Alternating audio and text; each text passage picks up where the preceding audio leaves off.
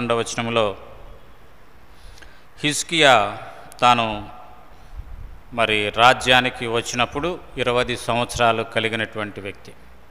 తాను రాజ్యానికి వచ్చిన తరువాత అతడు ఈ మూయించబడినటువంటి మందిరం యొక్క తలుపులు తెరిపించి దానిని బాగు చేసి యాజకులను లేవీల్ని పిలిచి వారిని ప్రతిష్ఠిత చేసుకోమని చెప్పి ఆ రీతిగా పరిశుద్ధమైన మందిరాన్ని కూడా ప్రతిష్ఠించండి, అక్కడ ఉన్నటువంటి ఆ యొక్క నిషిద్ధమైనటువంటి వాటివన్నిటిని కూడా తీసివేయమని చెప్పి ఆ రీతిగా వారికి తెలియపరిచి తర్వాత ఇక్కడ 11వ వచనానికి వచ్చేప్పటికి వారిని నా కుమారులారా తనకు పరిచారకులయుండి ధూపం వేయుచుండుటకును తన సన్నిధిని నిలుచుటకును తనకు పరిచర్య చేయుటకును యెహోవా మిమ్మును ఏర్పరచుకొనెను గనుక మీరు అశ్రద్ధ చేయకుడి అని తన యొక్క వారందరినీ కూడా పిలుస్తూ ఉన్నట్లుగా మనం అక్కడ చూస్తూ ఉన్నాం. ఈ పిలువబడినటువంటి వారిలో లేవీలు ఉన్నారు, యాజకులు ఉన్నారు, పరిసయ్యులు ఉన్నారు, అందరూ ఉన్నారు. తనకంటే పెద్దవారు ఉన్నారు, తనకంటే చిన్నవారు బహుశా ఉండుండొచ్చు.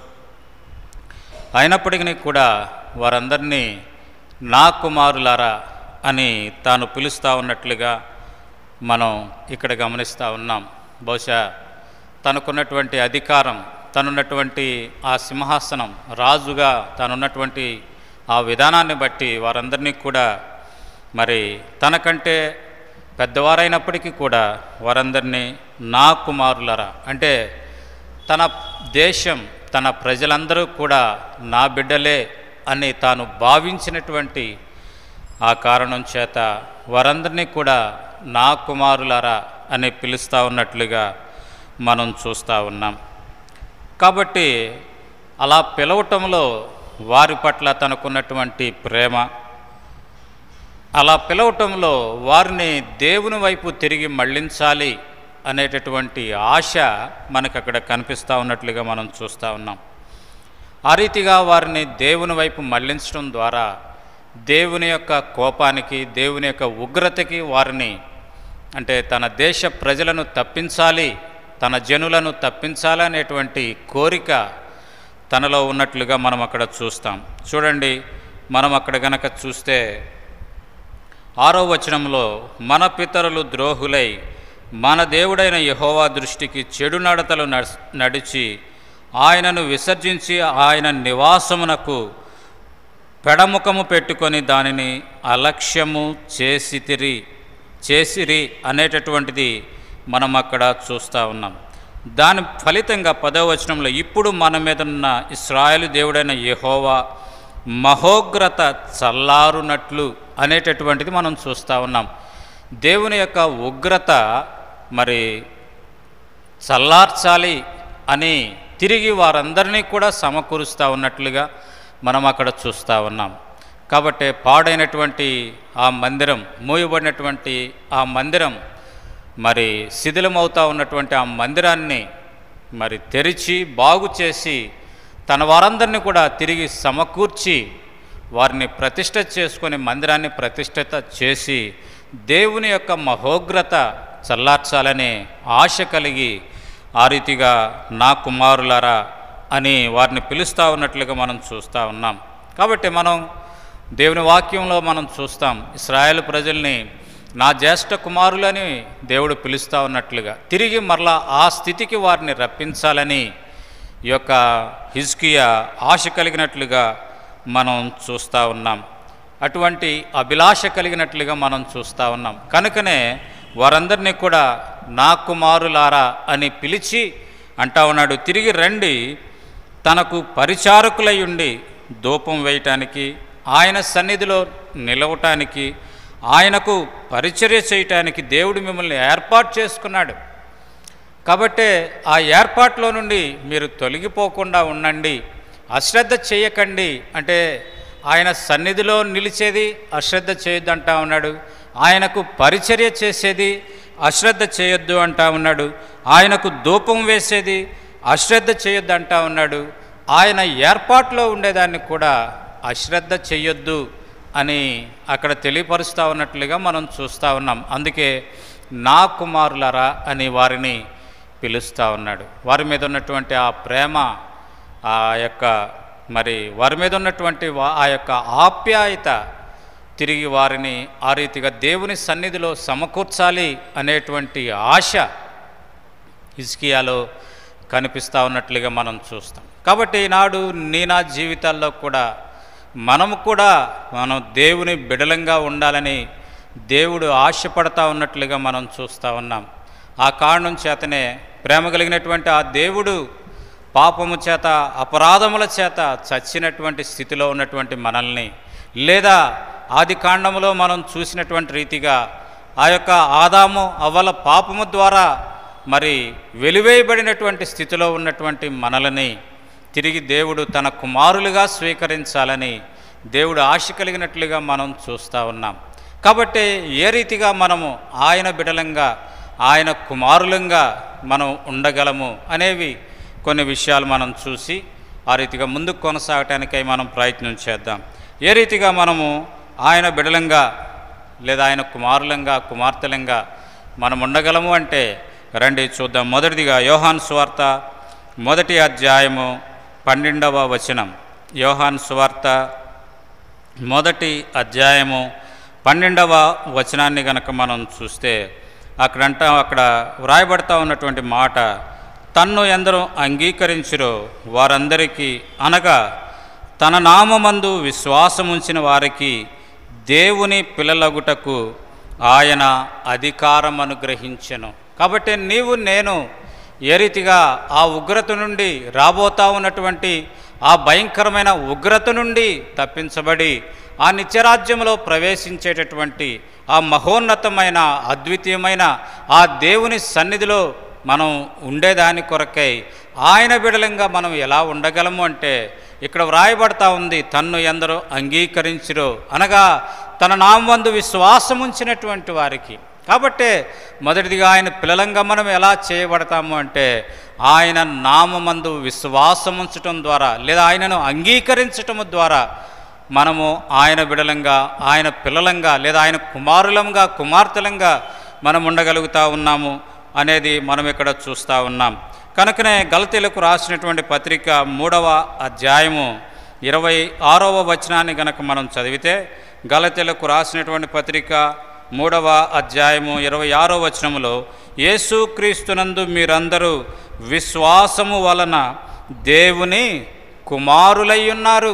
కాబట్టి ఎలా మనం దేవుని కుమారులంగా ఉంటాము అంటే ఆయన యందు విశ్వాసం ఉంచడం ద్వారా మనము దేవుని బిడలంగా, దేవుని కుమారులంగా, కుమార్తెలంగా, దేవుని పిల్లలంగా మనం ఉండగలమనేది మనం అక్కడ చూస్తూ ఉన్నాం.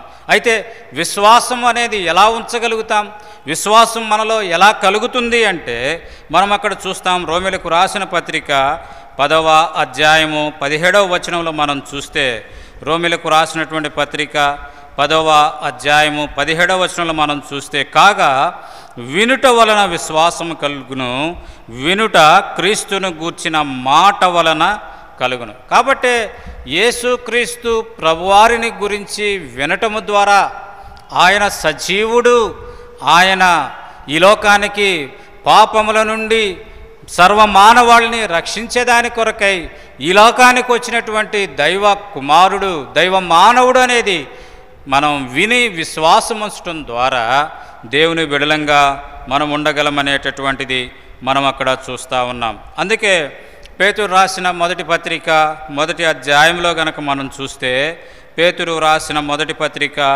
1వ అధ్యాయము గనక మనం చూస్తే అక్కడ వ్రాయబడతా ఉన్నటువంటి మాట 20వ వచనం, ఆయన జగత్తు పునాది వేయబడక మునిపే నియమింపబడెను గాని తన్ను మృతులలో నుండి లేపి తనకు మహిమనిచ్చిన దేవుని ఎడల తన ద్వారా విశ్వాసులైన మీ నిమిత్తము కడవరి కాలములందు ఆయన ప్రత్యక్షపరచబడెను. కాగా మీ విశ్వాసమును నిరీక్షణయు దేవుని యందు ఉంచబడినవి. మీరు క్షయబీజము నుండి కాక శాశ్వతమగు జీవము గల దేవుని వాక్యమూలముగా అక్షయ బీజము నుండి పుట్టినవారు. కాబట్టి ఇక్కడ మనం చూస్తూ ఉన్నాం, మీరు క్షయబీజము నుండి పుట్టినవారు కాక అక్షయ బీజము అంటే శాశ్వతమగు జీవము గల దేవుని వాక్యము మూలంగా పుట్టినవారు అనేటటువంటిది మనం ఇక్కడ చూస్తూ ఉన్నాం. కాబట్టి దేవుని వాక్యము, దేవుని మాటను మనం నమ్మటం ద్వారా, దేవుని మాట యందు దేవుని వాక్యమందు మనం విశ్వాసముంచడం ద్వారా మనము దేవుని బిడ్డలం కాగలుగుతాము అనేది మనం ఇక్కడ చూస్తూ ఉన్నాం. ఇది మొదటిదిగా మనం చూస్తూ ఉన్నాం. రెండవదిగా మనం చూస్తే గనక గలతీలకు రాసినటువంటి పత్రిక 4వ అధ్యాయము 4వ వచనం. పౌలు అపోస్తలుడు గలతీ సంఘానికి రాసినటువంటి పత్రిక 4వ అధ్యాయము 4వ వచనం. అయితే కాలము పరిపూర్ణమైనప్పుడు దేవుడు తన కుమారుని పంపెను. ఆయన స్త్రీ యందు పుట్టి మనము దత్తపుత్రులము కావాలనని ధర్మశాస్త్రమునకు లోబడి ఉన్న వారిని విమోచించుటకై ధర్మశాస్త్రమునకు లోబడినవాడాయను. మరియు మీరు కుమారులై ఉన్నందున నాయన తండ్రి అని మొర్రపెట్టు తన కుమారుని ఆత్మను దేవుడు మన హృదయములోనికి పంపెను. కాబట్టి ఇక్కడ మనం రెండవదిగా మనం చూస్తూ ఉన్నాం, మనం ఎలా దేవుని కుమారులం బిడలంగా కాగలమంటే ఇక్కడ మనం చూస్తూ ఉన్నది ఏంటంటే ధర్మశాస్త్రమునకు లోబడి ఉన్న వారిని విమోచించటము ద్వారా. కాబట్టి రెండవదిగా మనము ఎలా దేవుని పిల్లలం కాగలమంటే విమోచన ద్వారా, విమోచించబడటము ద్వారా మనము దేవుని పిల్లలంగా ఉండగలుగుతాము అనేటటువంటిది మనం అక్కడ చూస్తూ ఉన్నాం. కాబట్టి దేని నుండి విమోచనము అంటే ధర్మశాస్త్రము నుండి మనం విమోచించబడటం ద్వారా. ఎందుకు ధర్మశాస్త్రము నుండి మనం విమోచించబడాలి అంటే ఇదే గలతీలకు రాసినటువంటి పత్రిక 3వ అధ్యాయము 13వ వచనాన్ని గనక మనం చూస్తే, గలతీలకు రాసినటువంటి పత్రిక 3వ అధ్యాయము 13వ వచనాన్ని గనక మనం చూస్తే, ఆత్మను గూర్చిన వాగ్దానము విశ్వాసం వలన మనకు లభించినట్లు అబ్రహాము పొందిన ఆశీర్వచనము క్రీస్తు యేసు ద్వారా అన్యజనులకు కలుగుటకై క్రీస్తు మన కోసము శాపగ్రాహి అయి మనల్ని ధర్మశాస్త్రము యొక్క శాపము నుండి విమోచించెను అనేటటువంటిది మనం ఇక్కడ చూస్తూ ఉన్నాం. కాబట్టి ధర్మశాస్త్రము నుండి మనం ఎందుకు విమోచించబడాలంటే అక్కడ శాపము అనేటటువంటి మాట మనం చూస్తూ ఉన్నాం. ధర్మశాస్త్రము యొక్క శాపము నుండి మనము విమోచించబడాలి అనేటటువంటిది మనం చూస్తూ ఉన్నాం. అంతేకాదు ఇదే 3వ అధ్యాయము 11వ వచనం కనుక మనం చూస్తే, ధర్మశాస్త్రము చేత ఎవడునూ దేవుని ఎదుట నీతిమంతుడని తీర్చబడను సంగతి స్పష్టమే. కాబట్టి ఎందుకు ధర్మశాస్త్రం నుండి మనం విమోచించబడాలంటే ఈ ధర్మశాస్త్రము ద్వారా ఎవరు కూడా నీతిమంతులుగా తీర్చబడలేరు అనేటటువంటిది మనం చూస్తూ ఉన్నాం. ధర్మశాస్త్రములో ఉన్నటువంటి ఆజ్ఞలన్నీ కూడా మనం నెరవేర్చాలి. ఒకవేళ ఏ ఒక్కటే కానీ తప్పినా మనము ధర్మశాస్త్రాన్ని తప్పిన వారం అయిపోతాం. ఆ కారణం చేత ఆ యొక్క ధర్మశాస్త్రము నుండి మనల్ని విమోచించేదాని కొరకై, మన శాపాన్ని మన మీద నుండి కొట్టివేసేదాని కొరకై ఆయనే అందుకే ఇక్కడ వ్రాయబడింది 14వ వచనములో, మాను మీద వ్రేలాడబడిన ప్రతివాడును శాపగ్రస్తుడని వ్రాయబడి ఉన్నది. కాబట్టి క్రీస్తు మన కోసము శాపమై మనలను ధర్మశాస్త్రము యొక్క శాపము నుండి విమోచించెను. కాబట్టి ఆయనే మన పక్షంగా ఆ యొక్క ధర్మశాస్త్రం యొక్క శాపము నుండి, ధర్మశాస్త్రం యొక్క శాపము నుండి ఆయన మనల్ని విమోచించినట్లుగా మనం చూస్తూ ఉన్నాం. అలా కాని పక్షం అయితే నేను విమోచించబడలేము. ఏ నరుడు కూడా ఆ యొక్క ధర్మశాస్త్రం యొక్క శాపము నుండి విమోచన పొందలేనటువంటి స్థితి.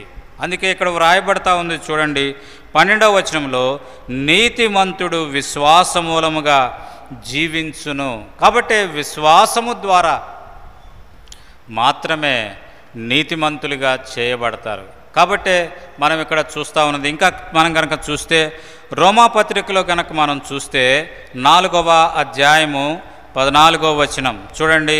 రోమీలకు రాసినటువంటి పత్రిక 4వ అధ్యాయము 14వ వచనం. ధర్మశాస్త్ర సంబంధులు వారసులైన ఎడల విశ్వాసము వ్యర్థమగును, వాగ్దానము నిరర్ధకమగును. ఏలయనగా ధర్మశాస్త్రము ఉగ్రతను పుట్టించును, ధర్మశాస్త్రము లేని ఎడల అతిక్రమము లేకపోవును అనేది మనం చూస్తూ ఉన్నాం. ఏంటిది కారణం అంటే ధర్మశాస్త్రము ద్వారా ఉగ్రత అనేటటువంటిది పుట్టిస్తూ ఉంది. ఈ ధర్మశాస్త్రం లేకపోతే అతిక్రమం అనేది లేదు, అతిక్రమం అనేది లేదు. ఇది మంచి ఇది చెడు అనేటటువంటిది మరి ధర్మశాస్త్రము ద్వారా అది తెలియపరచబడినట్లుగా మనం అక్కడ చూస్తూ ఉన్నాం.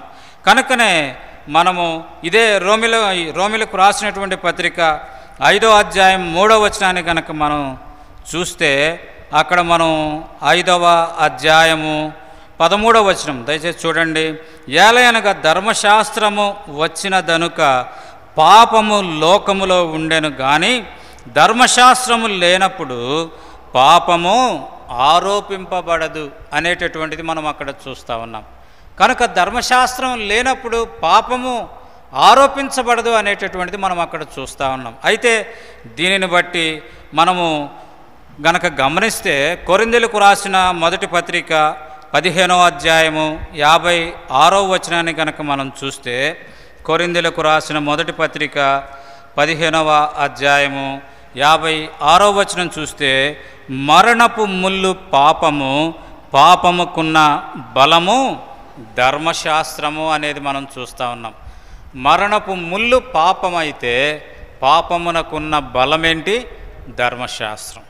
పాపానికి ఉన్నటువంటి బలము ధర్మశాస్త్రం. అయితే ధర్మశాస్త్రం పాపం అంటారా? మరణానికి ఉన్నటువంటి బలము ధర్మశాస్త్రమే. అయితే ధర్మశాస్త్రము పాపం అంటామా అంటే రండి చూద్దాం. రోమిలకు రాసినటువంటి పత్రిక 7వ అధ్యాయము 7వ వచనం. రోమిలకు రాసిన పత్రిక 7వ అధ్యాయము 7వ వచనం. కాబట్టి ఏమందము? ధర్మశాస్త్రము పాపమాయన అట్లనరాదు, ధర్మశాస్త్రం వలనే కానీ పాపమనగా ఎట్టిదో నాకు తెలియకపోవును. ఆశింపవద్దని ధర్మశాస్త్రము చెప్పని ఎడల దురాశయన ఎట్టిదో నాకు తెలియకపోను. కాబట్టి ధర్మశాస్త్రము పాపము కాదు. కాబట్టి దానిలో ఉన్నటువంటి నియమాలు ఆచరించకపోవటం పాపం. ఆ కారణం చేత ఏ మానవుడు కూడా ధర్మశాస్త్రములో ఉన్నటువంటి ఆ నియమాలు ఆచరించగలిగినటువంటి స్థితి లేదు. ఆ కారణం చేతనే దైవమానవుడిగా ఆయన ఈ లోకానికి వచ్చి నీ కొరకై నా కొరకై ఆయన శాపమై ఆ యొక్క కల్వరి శిలువలో తాను బలి అవటం ద్వారా ఆ యొక్క ధర్మశాస్త్రము నుండి నన్ను విమోచించటం ద్వారా మనల్ని దేవుని బిడలంగా, దేవుని కుమారులంగా ఉండేటువంటి గొప్ప ధన్యత, గొప్ప భాగ్యాన్ని దేవుడు మనకు అనుగ్రహించినట్లుగా మనం అక్కడ చూస్తూ ఉన్నాం. కాబట్టి మొదటిది మనం చూస్తూ ఉన్నాం. మొదటిది ఏంటిదంటే ఆయన యందు విశ్వాసం ఉంచినటువంటి వారిని ఆయన పిల్లల మీద అధికారం ఇచ్చినట్లుగా మనం అక్కడ చూస్తూ ఉన్నాం. రెండవదిగా ఈ యొక్క విమోచన ద్వారా ఆయన పిల్లలయ్యేటువంటి ధన్యత ఆయన ఇచ్చినట్లుగా మనం అక్కడ చూస్తూ ఉన్నాం. మూడవదిగా మనం చూస్తే కొరింథీయులకు రాసిన 2వ పత్రిక 6వ అధ్యాయం. మూడవదిగా మనం చూస్తే కొరింథీయులకు రాసిన 2వ పత్రిక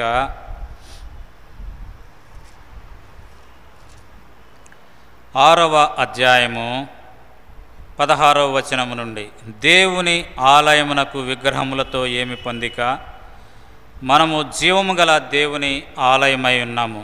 అందుకు దేవుడిలాగు సెలవిస్తున్నాడు, నేను వారిలో నివసించి సంచరింతును, నేను వారి దేవుడినై యుందును, వారు నాకు ప్రజలయ్యుందురు.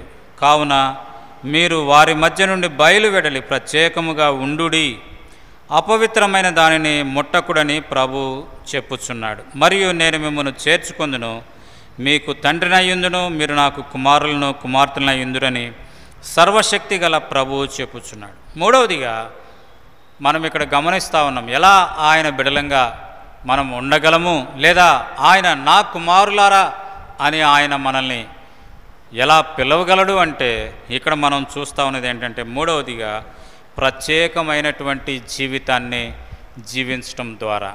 అంటే దాని అర్థం ఏంటిదంటే అపవిత్రమైనటువంటి దానిని ముట్టకుండా చేయకుండా అపవిత్రత నుండి దూరముగా ఉండటం ద్వారా ప్రత్యేకమైన జీవితాన్ని జీవించటం ద్వారా మనము ఆయన బిడలంగా మనము ఉండాలనేది దేవుని యొక్క ఉద్దేశంగా మనం అక్కడ చూస్తూ ఉన్నాం. కనుక ప్రియమైన సహోదరుడా, ప్రియమైన సహోదరి, నువ్వెంతకాలమైందో దేవునిని అంగీకరించి, నువ్వెంతకాలమైందో దేవుని మందిరానికి వస్తూ ఆరంభించి, నువ్వెంతకాలమైందో దేవునిని నీ సొంత రక్షకునిగా అంగీకరించి, అయితే నాటి నుండి నీవు ప్రత్యేకమైన జీవితాన్ని కలిగి ఉంటా ఉన్నావా?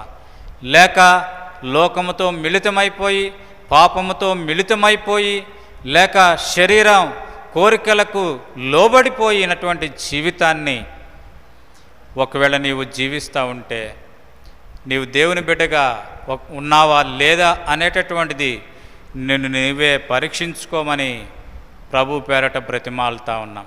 కాబట్టి ప్రత్యేకమైనటువంటి జీవితం, ప్రత్యేకత మన జీవితాల్లో ఉండాలి.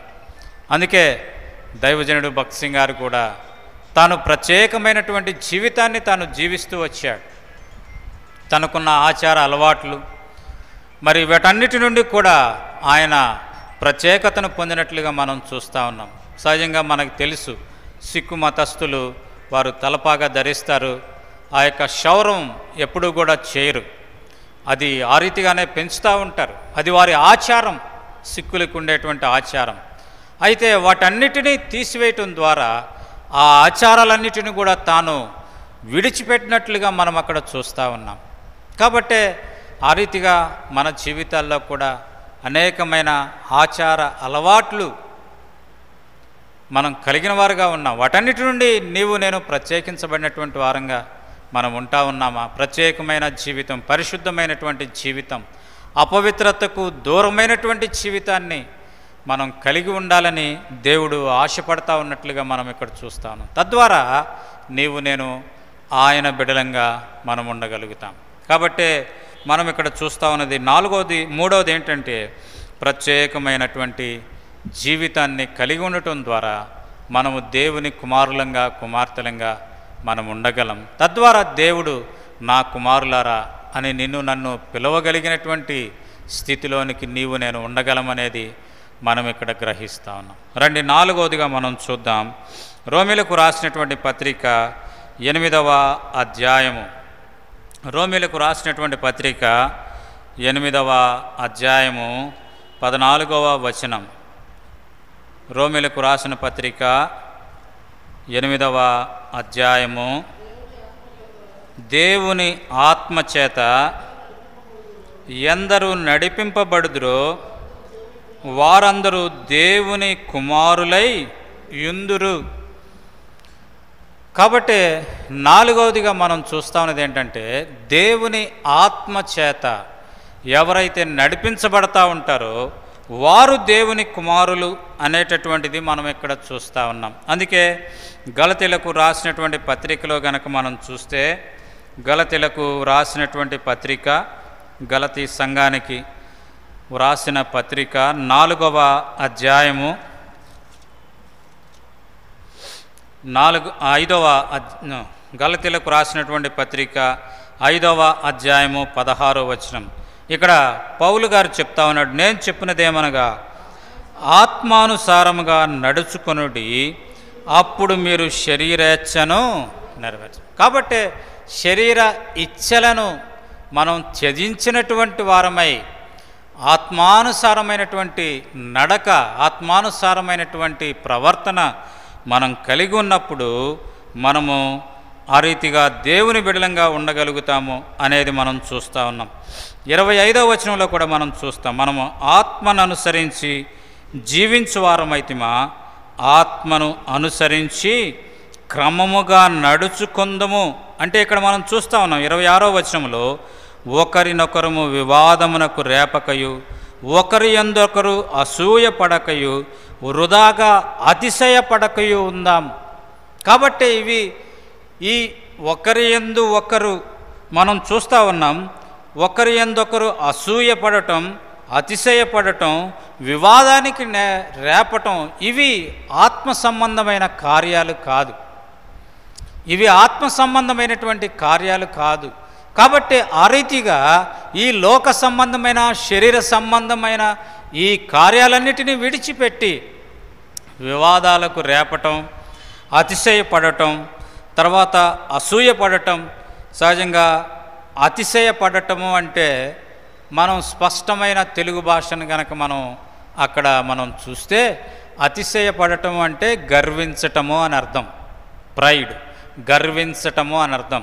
అంటే మనము గర్వపోతులం కాకుండా ఉండటము, తర్వాత వివాదాస్పదులము కాకుండా ఉండటము, అసూయ లేనటువంటి జీవితం కలిగి ఉండటం, తద్వారా మన జీవితాల్లో సరైనటువంటి క్రమము, ఆ రీతిగా ఆత్మ సంబంధమైనటువంటి జీవితం, క్రమముగా నడిచేటటువంటి జీవితాన్ని కలిగి ఉండటం ద్వారా మనము దేవుని బిడలంగా ఉండగలం. అందుకే ఇక్కడ 22వ వచనంలో పౌలు గారు చెప్తాడు, అయితే ఆత్మ ఫలమేమనగా ప్రేమ, సంతోషము, సమాధానము, దీర్ఘశాంతము, దయాళుత్వము, మంచితనము, విశ్వాసము, సాత్వికము, ఆశా నిగ్రహము.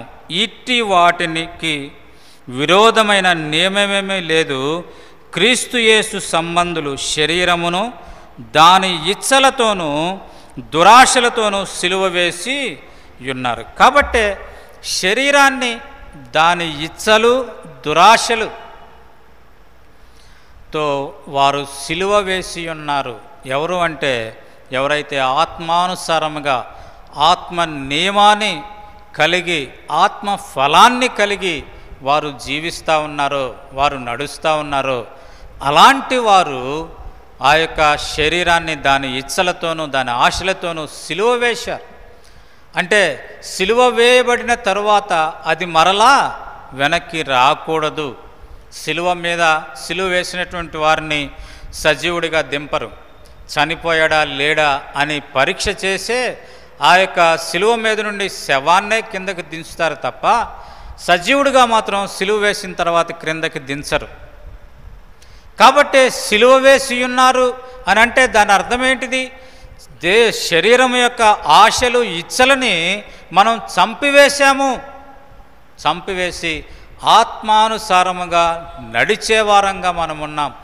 ఆత్మచేత నడిపించబడే వారంగా, అంటే అక్కడ దాని ఉద్దేశం ఏంటంటే క్రమముగా నడిచేటటువంటి వారముగా, ఆత్మ ఫలాన్ని కలిగి ఆ రీతిగా మనము నడిచేటటువంటి వారంగా. అంటే దాని ఉద్దేశం ఏంటంటే ప్రేమ కలిగిన వారంగా, విశ్వాసము కలిగినటువంటి వారముగా, లేదా సంతోషము, సమాధానము కలిగినటువంటి వారంగా మనము నడవటము అనేటటువంటిది మనం చూస్తూ ఉన్నాం. దానికి విరోధమైనటువంటిది ఏంటిది అంటే ఇక్కడ మనం చూస్తూ ఉన్నాం.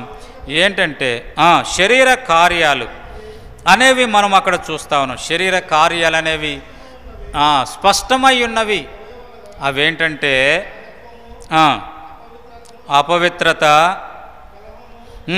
అని చెప్తూ 21వ వచనం దాకా చెప్తూ భేదములు, విమతములు, అసూయలు, మత్తతులు, అల్లరితో కూడిన ఆటపాటలు, ఇవన్నీ కూడా ఇట్టి వాటిని చేయువారు దేవుని రాజ్యమును స్వతంత్రించుకొనరని మీతో నిశ్చయముగా చెప్పుచున్నాను. నిశ్చయముగా అక్కడ వ్రాయబడతా ఉన్నటువంటి మాట ఏంటంటే ఈ యొక్క శరీర కార్యాలు జరిగించేటటువంటి వారు దేవుని రాజ్యాన్ని స్వతంత్రించుకోరు. కారణం ఏంటి అంటే అక్కడ వారు ఆత్మ సంబంధమైనటువంటి జీవితాన్ని వారు కలిగి లేరు. ఆత్మ ద్వారా, పరిశుద్ధాత్మ ద్వారా వారు నడిపింపబడుతూ ఉన్నటువంటి వారు కారు. ఆత్మ ఫలాన్ని వారు కలిగినటువంటి వారు కారు. ఆ కారణం చేత వారు పరలోక రాజ్యంలో ప్రవేశించలేరు. ఆ కారణం చేత దేవుడు వారిని తన బిడ్డలుగా చెప్పుకోవటానికి ఇష్టపడడు. అందుకే ఇక్కడ వ్రాయబడిన మాట ఏంటంటే చక్కని స్పష్టమైనటువంటి మాట, క్రీస్తు యేసు సంబంధులు శరీరమును దాని ఇచ్చలతోనూ దురాశలతోనూ సిలువ వేసి, అంటే చంపివేసి ఉన్నారు. దాని ఇచ్చలను, దురాశలను చంపివేసి ఉన్నారు. తత్ఫలితంగా ఆత్మను అనుసరించి ఆత్మానుసారంగా వారు నడవటం ద్వారా దేవుని పిల్లలుగా ఉండేటటువంటి ధన్యత, దేవుని కుమారులుగా ఉండేటటువంటి ఆ యొక్క ఆధిక్యతను వారు పొందినట్లుగా మనం అక్కడ చూడగలుగుతాం. తద్వారా వారు పరలోక రాజ్యానికి వారసులుగా ఉన్నట్లుగా మనం అక్కడ చూస్తాం. కాబట్టి నాలుగవదిగా మనం చూస్తూ ఉన్నది ఏంటంటే, ఎవరు దేవుని ఆత్మచేత నడిపించబడతా ఉన్నారో వారు దేవుని పిల్లలు అనేటటువంటిది మనం చూస్తూ ఉన్నాం. మరొకసారి చూద్దాం. మొదటిదిగా ఎవరు ఆయన పిల్లలు అంటే మనం చూస్తూ ఉన్నాం, ఎవరైతే ఆయన యందు విశ్వాసం ఉంచుతారో, ఆయన నామందు విశ్వాసం ఉంచుతారు, అట్టివారు ఆయన పిల్లలు. రెండవదిగా మనం గమనిస్తే గనక విమోచించబడినటువంటి వారు. మూడవదిగా మనం గమనిస్తే గనక ప్రత్యేకమైనటువంటి జీవితం కలిగిన వారు. నాలుగవదిగా మనం గమనిస్తే ఆత్మచేత, పరిశుద్ధాత్మచేత నడిపించబడేటటువంటి వారు. అంటే శరీరమును దాని ఇచ్ఛలతోనూ దురాశలతోనూ చంపివేసినారు లేదా సిలువ వేసినటువంటి వారు దేవుని పిల్లలు అనేటటువంటిది మనం అక్కడ చూస్తూ ఉన్నాం. ఐదవదిగా మనం చూస్తూ ఉన్నాం, మత్తయి సువార్త 5వ అధ్యాయము 9వ వచనం. మత్తయి సువార్త 5వ అధ్యాయము 9వ వచనం. సమాధానపరచువారు ధన్యులు, వారు దేవుని కుమారులనబడుదురు.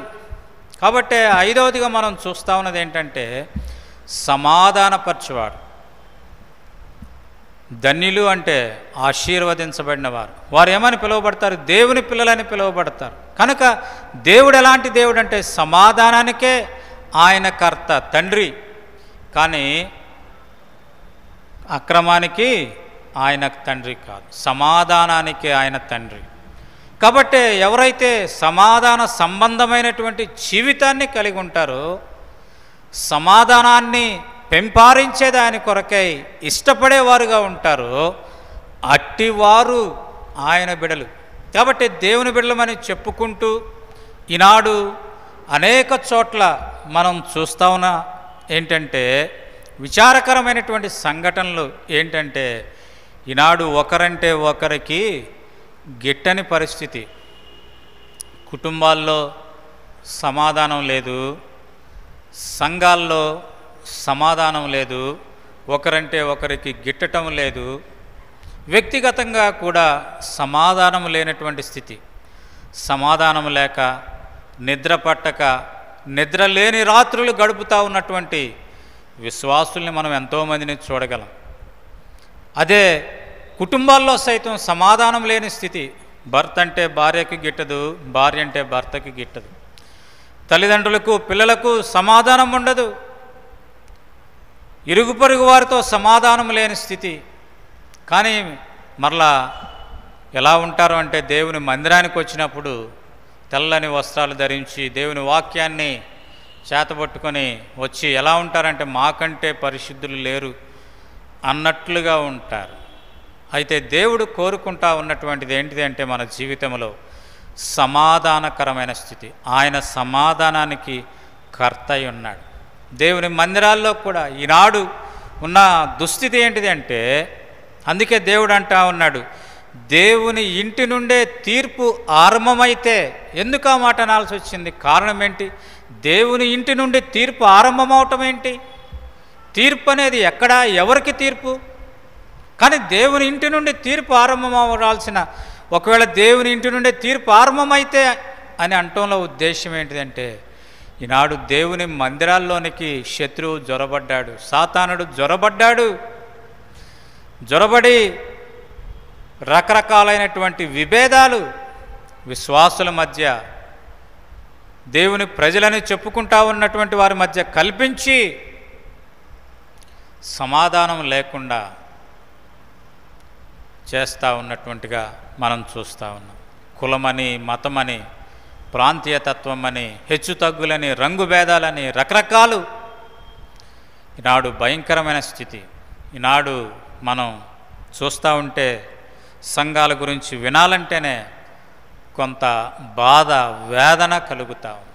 ఇందుకొరక దేవుడు ఆ యొక్క పరలోకాన్ని విడిచి ఈ లోకానికి వచ్చింది. ఇందుకొరక కల్వరి శిలువలో ఆ ప్రభు తన శరీరంలో ఉన్న రక్తమంతా నీరంతా ధారగా కార్చింది అనేటటువంటి ప్రశ్న మనలో లేవనెత్తబడతా ఉంది. ఏంటి కారణం అంటే సమాధానం లేని స్థితి, నెమ్మది లేని స్థితి. అల్లరికి కర్త కాడు అంటే అల్లరే ఉంటా ఉంది అక్కడ. ఈనాడు అల్లరికి నిలయాలుగా మారిపోయినాయి. అందుకే దేవుడు చూస్తూ ఉన్నాం, నా మందిరము ప్రార్థనా మందిరం అనబడును. ఎవరికి? సమస్త జనులకు ప్రార్థనా మందిరం అనబడును. అయితే దాన్ని ఎలా చేశారంట? దొంగల గుహగా చేశారు. దొంగల గుహగా. ఏముంటుంది దొంగలు గుహ అంటే? అన్యాయం ఉంటుంది, అక్రమం ఉంటుంది, అక్రమంగా దోచబడింది ఉంటుంది, అక్రమమైన సంబంధాలు ఉంటాయి. తత్ఫలితంగా నెమ్మది లేని స్థితి, సమాధానం లేని స్థితి అనేది మనం గ్రహిస్తూ ఉన్నాం. కనుక ప్రియమైన సహోదరుడా, ప్రియమైన సహోదరి, దేవుని ఎరిగాను, దేవుని బిడ్డను అని చెప్పుకుంటా ఉన్నటువంటి నీ జీవితంలో వ్యక్తిగతంగా సమాధానం ఉందా? నీ కుటుంబంలో ఉన్నవారందరితో సమాధానం కలిగి జీవిస్తూ ఉన్నావా? నీ ఇరుగు పొరుగు వారితో సమాధానం ఉందా? లేక ఎందుకు విభేదం? చిన్న వాటి కొరకు, ఈలోక శాశ్వతం కానీ వాటి కొరకై నువ్వు విభేదాలు కలిగి ఉంటా ఉన్నావా? శాశ్వతమైన నిత్య రాజ్యానికి ఒకవేళ దూరం అయిపోతా ఉన్నావేమో. కనుక ప్రియుడా, గ్రహించు, ప్రభు దగ్గర క్షమాపణ కోరు. ప్రభా, సమాధానం లేని స్థితి, వ్యక్తిగతంగా సమాధానంగా లేను, కుటుంబంలో సమాధానం లేదు, నెమ్మది లేదు, నిద్రలేని రాత్రులు గడుపుతూ ఉన్నాను. ప్రభా, ఇరుగు పొరుగు వారితో సమాధానం లేదు, సంఘంలో సహవిశ్వాసులతో సమాధానం లేదు. ప్రభా, నన్ను క్షమించు అని క్షమాపణ కోరటం ద్వారా తిరిగి ఆయన బిడలంగా నీవు నేను రూపించబడగలుగుతాం. తిరిగి ఆయన బిడలంగా నిన్ను నన్ను ఆయన చేర్చుకుంటాడు. తద్వారా నిత్యరాజ్యానికి నీవు నేను వారసులంగా ఉంటాం. ఒకవేళ అలా లేకపోతే ఎంత గొప్ప నష్టం, ఎంత గొప్ప నష్టం. కనుక ప్రియమైన సహోదరుడా, ప్రియమైన సహోదరి, సమాధానపరచువారు ధన్యులు, వారు దేవుని కుమారులు అనబడతారు అనేది మనం చూస్తూ ఉన్నాం. ఐదవదిగా మనం చూస్తూ ఉన్నాం. ఆరవదిగా రండి మనం చూద్దాం. హెబ్రీలకు రాసినటువంటి పత్రిక 12వ అధ్యాయం. హెబ్రీలకు రాసిన పత్రిక 12వ అధ్యాయము. హెబ్రీలకు రాసిన పత్రిక 12వ అధ్యాయము 7వ వచనం లేదా 5 నుంచి చదువుతాను. నా కుమారుడా, ప్రభువు చేయు శిక్షను తృణీకరించకము, ఆయన నిన్ను గద్దించినప్పుడు విసుకకుము. ప్రభువు తాను ప్రేమించు వానిని శిక్షించి తాను స్వీకరించు ప్రతి కుమారుని దండించును. తాను స్వీకరించు ప్రతి కుమారుని దండించును అని కుమారులతో సంభాషించినట్లు మీతో సంభాషించు ఆయన హెచ్చరికను మరచితిరి. శిక్షాఫలము పొందుటకే మీరు సహించుచున్నారు. దేవుని కుమారులుగా మిమ్మను చూస్తున్నాడు. తండ్రి శిక్షింపని కుమారుడెవడు? కుమారులైన వారందరూ శిక్షలో పాలు పొందుదురు. మీరు పొందని ఎడల దుర్బీజులే కానీ కుమారులు కారు. కాబట్టి తండ్రి యొక్క శిక్షకు మనం లోబడిన వారంగా ఉంటే ఆయన కుమారులంగా మనం ఉండగలుగుతాం. ఒకవేళ అలా లోబడినటువంటి స్థితి అయితే అక్కడ అంటా ఉన్నారు, మీరు దుర్బీజులే కానీ కుమారులు కాదు అంటా ఉన్నారు. ఎందుకు ఆయన మనల్ని శిక్షిస్తాడు? ఆయనకేమన్నా ఆశ, ఆయనకేమన్నా కోరిక? కాదు కాదు. ఎందుకు ఆయన నిన్ను నన్ను శిక్షిస్తూ ఉన్నాడు? ఎందుకు ఆయన ఆయా పరిస్థితుల్లో నిన్ను నన్ను ఆయా రకాలైనటువంటి పరీక్షల గుండా తీసుకొని వెళ్తూ ఉన్నాడంటే నిన్ను నన్ను మరింతగా మెరుగుపరచాలని, నిన్ను నన్ను మరింతగా సిద్ధపరచాలని, నాలో ఉన్నటువంటి ఆ మలినము, ఆ మచ్చ, ఆ డాగును తుడిచివేయాలని ఆయన ఆయా పరిస్థితుల్లో నా జీవితంలోనికి అట్టి పరీక్షలను, శిక్షలను దేవుడు అనుమతిస్తూ ఉన్నాడు. వాటిని పొందుకోవటం ద్వారా మన జీవితంలో మనం సరిదిద్దబడినటువంటి వారమై, మన జీవితంలో మనం క్రమపరచబడినటువంటి వారమై, ఏదైతే దేవునికి అయిష్టము కానటువంటిది ఉంటా ఉందో దానిని తొలగించుకున్నటువంటి వారమై, అందుకే మనం ఇక్కడ చూస్తాం. చూడండి, యోహాను సువార్త 15వ అధ్యాయం. యోహాను సువార్త 15వ అధ్యాయంలో మనం చూస్తూ ఉన్నాం. చూడండి, నేను నిజమైన ద్రాక్షావళిని, నా తండ్రి వ్యవసాయకుడు. నాలో ఫలింపని ప్రతి తీగను ఆయన తీసి పారవేను, ఫలించు ప్రతి తీగ మరి ఎక్కువగా ఫలింపవలని దానిలోని పనికి రాని తీగలను ఆయన తీసివేయను. కాబట్టి ఎందుకు కత్తెర మన మీదకి వస్తూ ఉంది అంటే, పనికి రానటువంటివి తీసివేయటం ద్వారా మరింతగా నీవు నేను ఫలించాలి. కాబట్టి మన జీవితంలో ఎదురయ్యేటువంటి శ్రమలే కానీ, బాధలే కానీ, నిందలే కానీ, అవమానాలే కానీ దేవుడు ఎందుకు అనుమతిస్తూ ఉన్నాడంటే, నీ నా జీవితంలో మరింతగా ఫలించాలని, వృద్ధి పొందాలని దేవుడు ఆశపడతా ఉన్న కారణం చేత అటు వాటిని అనుమతిస్తూ ఉన్నట్లుగా మనం అక్కడ చూస్తూ ఉన్నాం. కనుక ప్రియమైన సహోదరుడు, ప్రియమైన సహోదరి, దేవుడు శిక్షించితేనే తప్ప, దేవుని యొక్క శిక్షకు లోబడితే ఆయన కుమారులంగా మనము పిలువబడే వారంగా ఉన్నట్లుగా మనం చూస్తూ ఉన్నాం. తద్వారా దేవునికి అసహ్యమైనవి, దేవునికి అయిష్టమైనటువంటివి మనం నుంచి దూరపరిచి, దేవుడు ఏ రీతిగా నన్ను ఉండాలని ఆశపడతా ఉన్నాడో అట్టి స్వరూపంలోనికి నీవు నేను మార్చబడటం ద్వారా దేవుని యొక్క పిలుపుకి, దేవుని యొక్క బిడ్డకు, దేవుని రాజ్యానికి వారసులంగా నీవు నేను ఉండగలమనేటటువంటిది మనం ఇక్కడ గ్రహించగలుగుతా ఉన్నాం. రండి, 7వదిగా మనం చూస్తూ ఉన్నాం.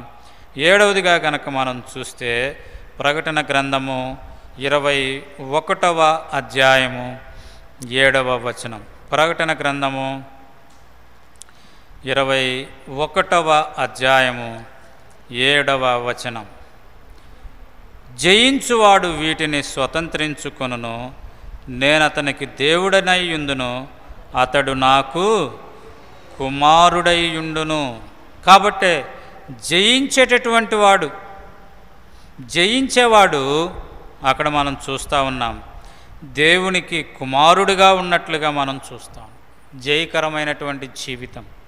అందుకే కింద వ్రాస్తూ ఉన్నాడు, పిరికివారును, అవిశ్వాసులను, అసహ్యులను, నరహంతకులను, వ్యభిచారులను, మాంత్రికులను, విగ్రహారాధికులను, అబద్ధికులందరూ అగ్నిగంధకములతో మండు గుండములో పాలు పంపులు పొందుదురు, ఇది 2వ మరణము.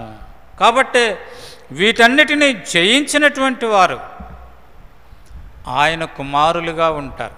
జయకరమైన జీవితం అంటే శరీరాశ, నేత్రాశ, జీవపు డంబం, వీటిని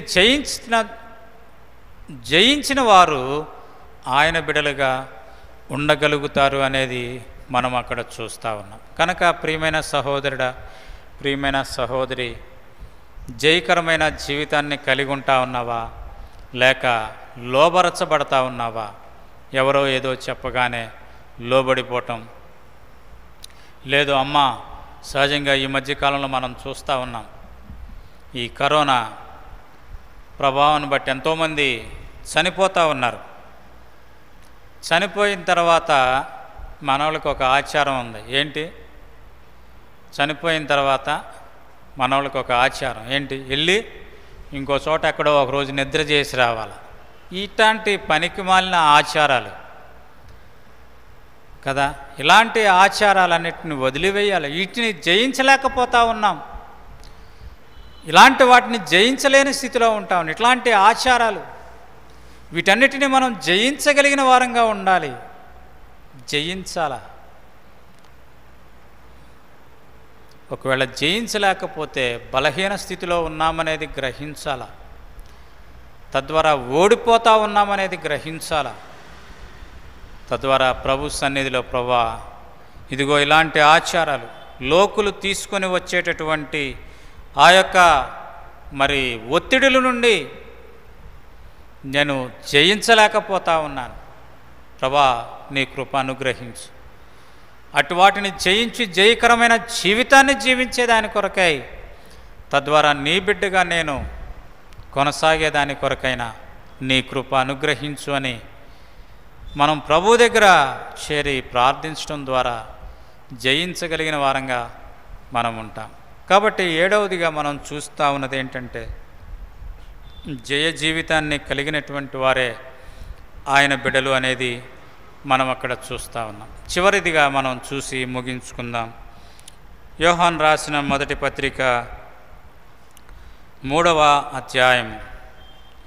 యోహాను రాసిన మొదటి పత్రిక 3వ అధ్యాయము 3వ వచనం. మనము దేవుని పిల్లలమని పిలువబడినట్లు తండ్రి మనకెట్టి ప్రేమను అనుగ్రహించెను చూడుడి. మనము దేవుని పిల్లలమే, ఈ హేతు చేత లోకము మనలను ఎరుగదు, ఏలయనగా అది ఆయనను ఎరుగలేదు.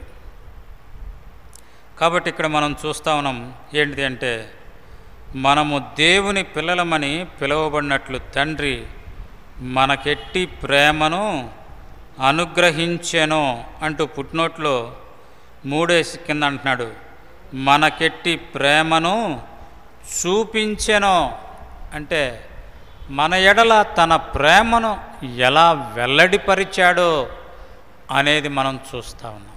మనం దేవుని పిల్లలుగా ఉండేదాని కొరకై ఆయన చూపించినటువంటి ప్రేమ, ఆయన ప్రేమ ద్వారానే మనం దేవుని పిల్లలం కాగలిగాం. అందుకే మనకు తెలిసినటువంటి వాక్యం, దేవుడు లోకమును ఎంతో ప్రేమించెను అనేది మనం చూస్తాం. ఆయన ప్రేమించి తను తానే రిక్తుడుగా తను తానే తగ్గించుకొని, అందుకే చూస్తాం చూడండి, ఫిలిప్పీలకు రాసినటువంటి పత్రికలో మనం ఆ మాట చూస్తాం. 2వ అధ్యాయము, ఫిలిప్పీలకు రాసిన పత్రిక 2వ అధ్యాయం 6వ మనసు. ఆయన దేవుని స్వరూపము కలిగిన వాడయుండి దేవునితో సమానముగా ఉండుట విడిచిపెట్టకూడని భాగ్యమని ఎంచుకొనలేదు కానీ, మనుషుల పోలికగా పుట్టి దాసుని స్వరూపము ధరించుకొని తన్ను తానే రిక్తునిగా చేసుకునేను. తను తానే ఏం చేసుకున్నాడు? రిక్తునిగా చేసుకున్నాడు. అంతేకాదు 8వ వచనం కనుక మనం చదివితే చివరిలో, అనగా శిలువ మరణము పొందినంతగా విధేయత చూపిన వాడై తన్ను తాను తగ్గించుకున్నాడు. తను తగ్గించుకున్నాడు, తను తాను రిక్తునిగా చేసుకున్నాడు, తను తాను తగ్గించుకున్నాడు. ఏంటి కారణం అంటే, నీ మీద నా మీద ఉన్నటువంటి ఆ ప్రేమ చేసిన బలవంతం కారణం చేత, ఆ ప్రేమను తాళలేక, ఆ ప్రేమను ఉగ్గబట్టలేక, ఆ ప్రేమను తనలో అణుచుకోలేక తను తానే రిక్తునిగా తను తానే తగ్గించుకొని ఆ శిలువ మరణానికి అప్పగించుకున్నట్లుగా మనం చూస్తూ ఉన్నాం. అందుకే చూడండి, యెషయా గ్రంథం 53వ అధ్యాయంలో కూడా మనం చూస్తాం. 53వ అధ్యాయం యెషయా గ్రంథం 10వ వచనంలో కూడా మనం చూస్తాం. యెషయా గ్రంథము 53వ అధ్యాయము, అతనిని నలగగొట్టుటకు యెహోవాకు ఇష్టమాయెను, అతడు తన్ను తానే అపరాధ పరిహారార్థ బలిగా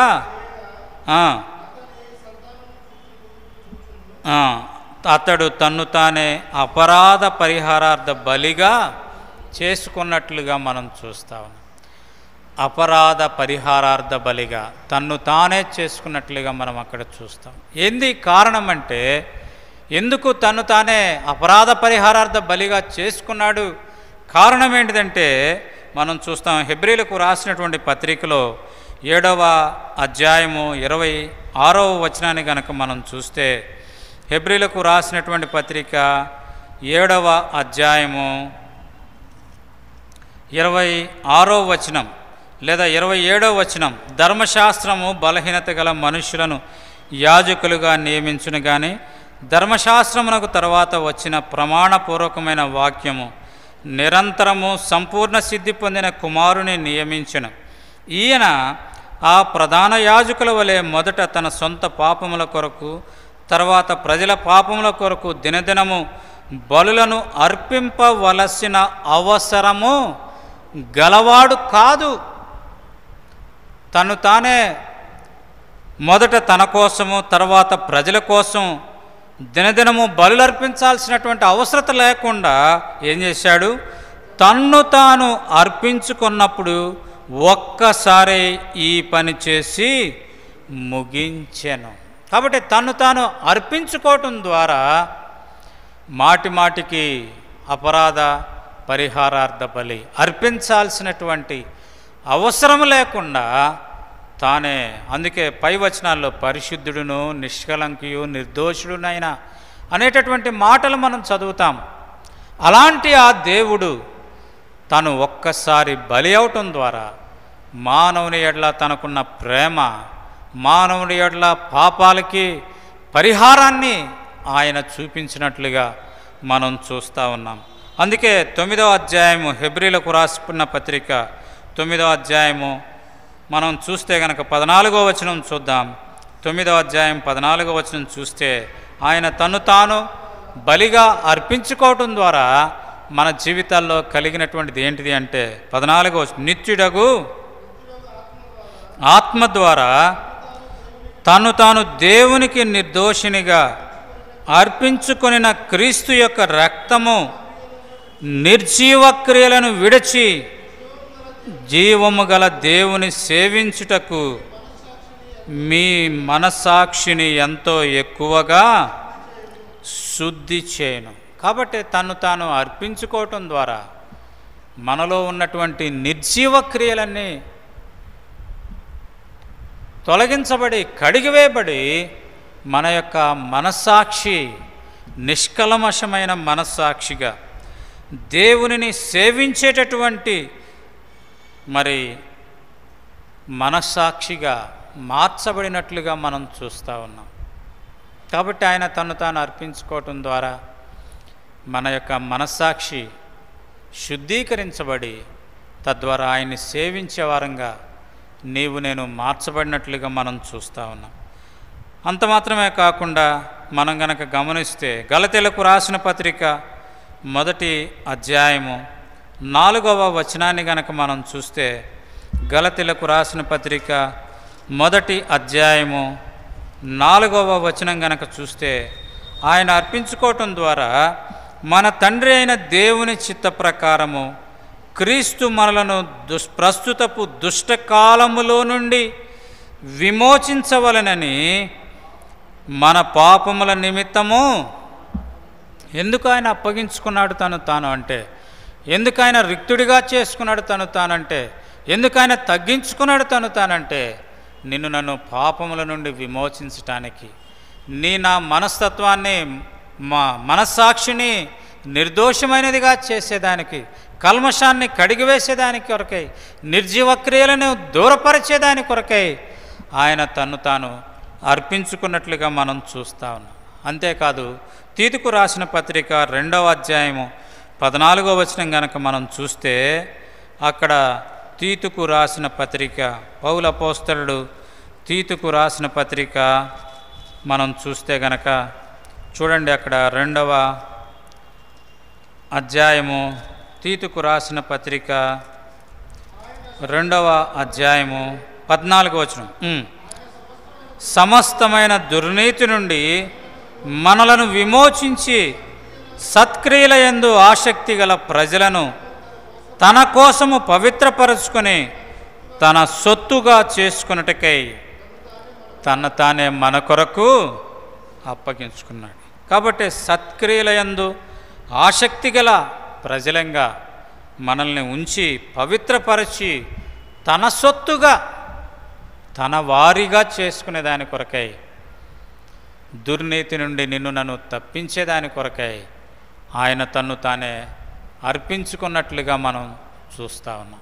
అంత మాత్రమే కాదు, ఎఫెసీ పత్రిక 5వ అధ్యాయంలో కనుక మనం చూస్తే, ఎఫెసీలకు రాసినటువంటి పత్రిక 5వ అధ్యాయము 25వ వచనాన్ని కనుక మనం చూస్తే, ఎఫెసీలకు రాసినటువంటి పత్రిక 5వ అధ్యాయము 25వ వచనంలో చూస్తే, ఎందుకు ఆయన తానే అర్పించుకున్నాడంటే, అటువలే క్రీస్తు కూడా సంఘమును ప్రేమించి అది కళంకమైనను ముడతైనను అట్టిది మరి ఏదైనాను లేక పరిశుద్ధమైనది గాను నిర్దోషమైనది గాను మహిమగల సంఘముగాను ఆయన తాన ఎదుట దానిని నిలువబెట్టుకొనవలనని వాక్యముతో ఉదక స్నానము చేత దానిని పవిత్రపరచి పరిశుద్ధపరచుటకై దాని కొరకు తను తానే అర్పించుకున్నట్లుగా మనం చూస్తాం.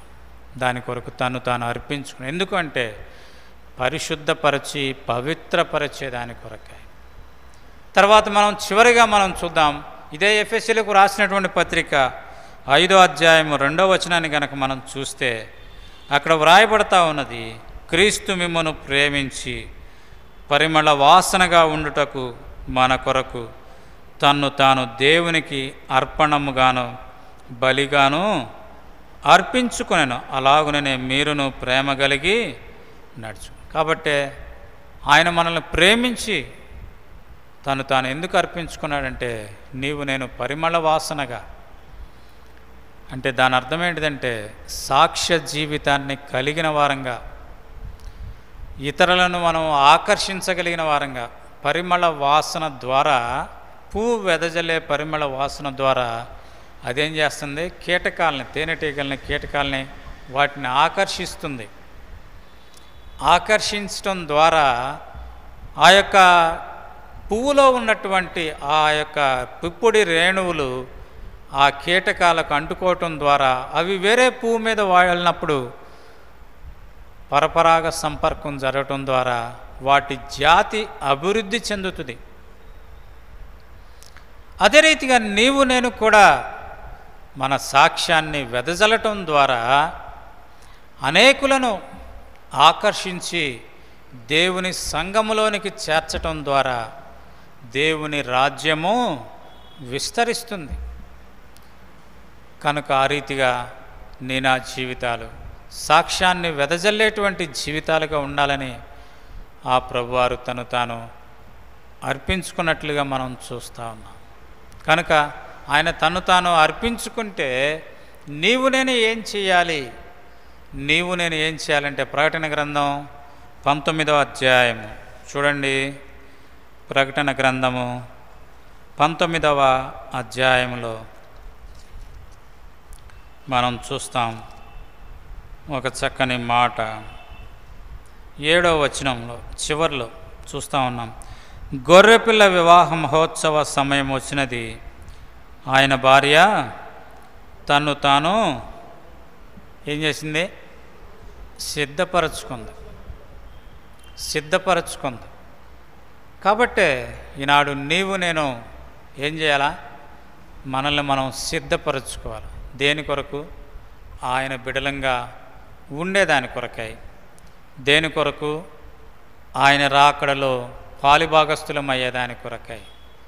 దేని కొరకు, ఆయన నిత్య రాజ్యములో, పరలోక రాజ్యములో ప్రవేశించేదాని కొరకై మనల్ని మనం సిద్ధపరచుకోవాలి. కాబట్టే దేవుని బిడలంగా, దేవుని కుమారులము అనబడతా ఉన్నటువంటి నీవు నేను ఆయన యొక్క రాజ్య వ్యాప్తిలో పాలిభాగస్థులము కావాలనేది దేవుని యొక్క ఆశ.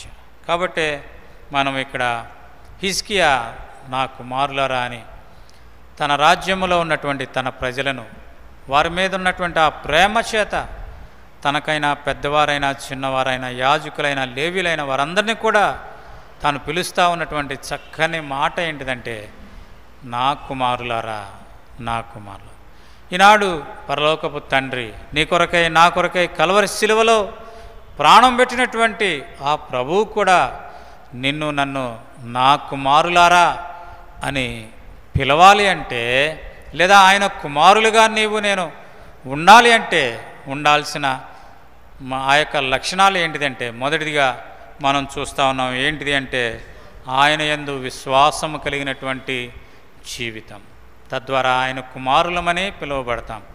రెండవదిగా మనం చూస్తూ ఉన్నాం, రెండవదిగా విమోచించబడిన అనుభవం కలిగి ఉండటం ద్వారా మనం ఆయన కుమారులంగా పిలువబడతాం. మూడవదిగా మనం చూస్తూ ఉన్నాం ప్రత్యేకమైన జీవితం, చాలా ప్రాముఖ్యం.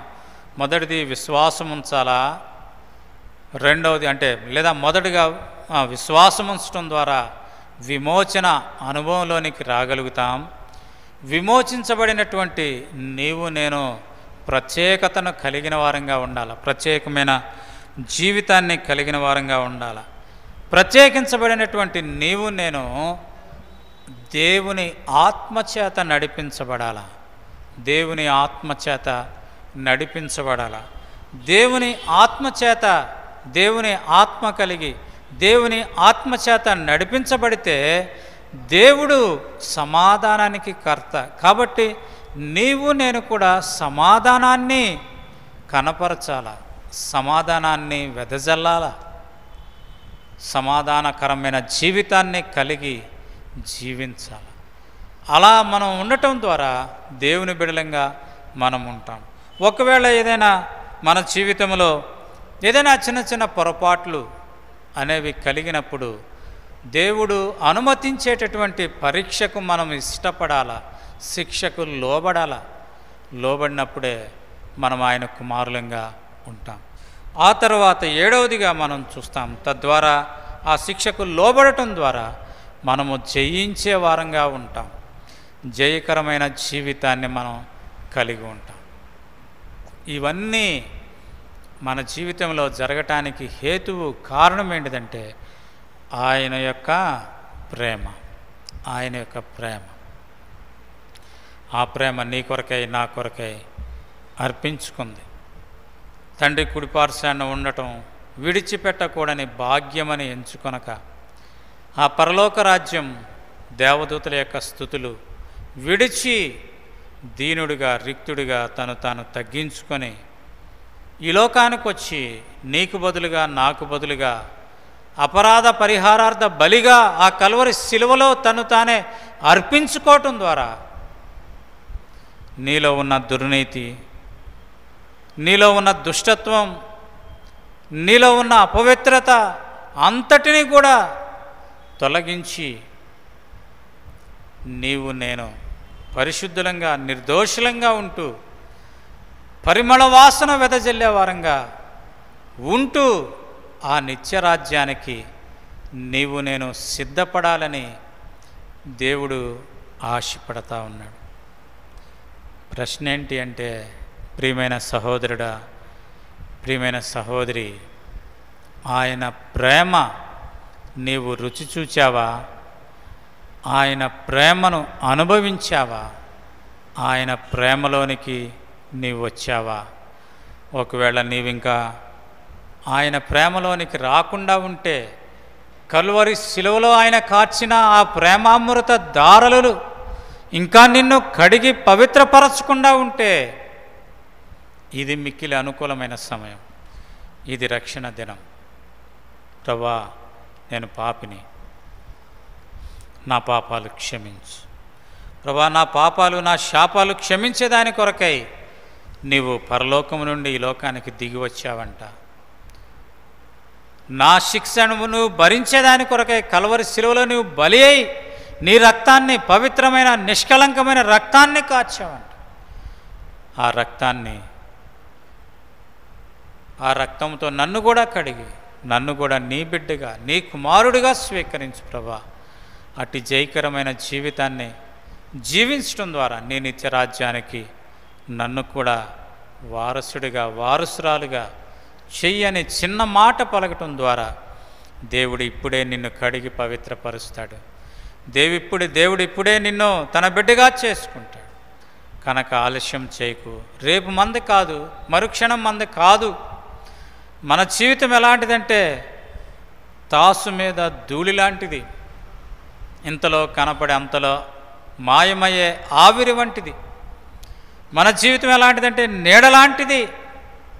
కనుక ప్రియమైన సహోదరుడా, ప్రియమైన సహోదరి, నువ్వెక్కడున్నప్పటికీ, ఒకవేళ ఈ యొక్క ఆన్లైన్ ద్వారా నువ్వు వింటా ఉన్నప్పటికీ కూడా ఇప్పుడే మోకరించి ప్రభువా నన్ను క్షమించు అని క్షమాపణ కోరటం ద్వారా ఆయన కుమారుడుగా, ఆయన కుమార్తెగా నీవు కూడా మార్చబడతావు. తద్వారా నిత్య రాజ్యానికి, శాశ్వతమైన రాజ్యానికి నీవు కూడా వారసుడు అవుతావు. ఓ విశ్వాసి, ఇంకా నీ జీవితంలో ఒకవేళ ఈ యొక్క మరి అనుభవం లేకుండా ఉంటే జయకరమైన జీవితం, శిక్షకు లోబడేటువంటి జీవితం, ఒకవేళ ఏదైనా శిక్ష నీలో ప్రవేశించినప్పుడు ఏంటి ప్రభా నువ్వు ఉండవా లేవా అని ప్రశ్నించేటటువంటి ఆ తత్వం ఒకవేళ నీలో ఉంటే, ఒకవేళ ఇంకా నీ జీవితంలో ప్రత్యేకత కలిగినటువంటి జీవితం ఒకవేళ లేకుండా లోకముతో పాపముతో మిళితమైన జీవితం కలిగి ఉంటే ఇప్పుడే క్షమాపణ పొందు. తద్వారా నీవు కూడా తిరిగి ఆయన యొక్క నిత్యరాజ్యానికి వారసుడు అయినటువంటి ఆ వారసత్వంలోనికి రాగలుగుతావు. కనుక క్షమాపణ కోరు.